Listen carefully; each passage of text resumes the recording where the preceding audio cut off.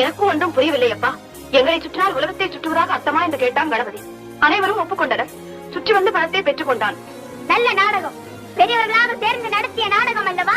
மிகவும் அழகாக இருக்கிறது. மிக்க மகிழ்ச்சி. நான் வருகிறேன். முருகா, எங்கே போகிறாய்? எங்கோ போகிறேன். என்னை ஏன் தடுக்கிறீர்கள்? பதட்டத்தில் தவறான முடிவுக்கு போகாதே. தாய் சொல்லை கேள். கேட்க மாட்டேன். தலைப்பிள்ளை தான் செல்ல பிள்ளை, இளைய பிள்ளை எடுப்பார் கைப்பிள்ளை என்று காண்பித்த உங்களுடன் இனி ஒரு கணமும் இருக்க மாட்டேன். எங்களை விட்டு எங்கே போகிறாய்? எனக்கென்று ஒரு உலகம், என் நாடு, என் மக்கள் என்று ஏற்படுத்திக் கொண்டு தனிமையில் இருக்க போகிறேன். முடிந்தால் என்னை எல்லாரும் அங்கு வந்து பாருங்கள். பெத்த மனம் பித்து, பிள்ளை மனம் கல்லு என்பதற்கு உதாரணம் காட்டிவிட்டு போகிறான் உன் மகன். முருகா, தமிழ் வேளை, இது எமது விளையாட்டுகளில் ஒன்று. விளையாக கொள்ளாதே.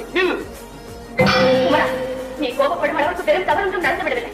சிறத்தை தனித்து செல்லாதே. சண்முகா, என் சொல்லை கேள். தம்பி, இந்த பணத்தை வேண்டுமானாலும் நீயே வைத்துக் கொள். எங்களை விட்டு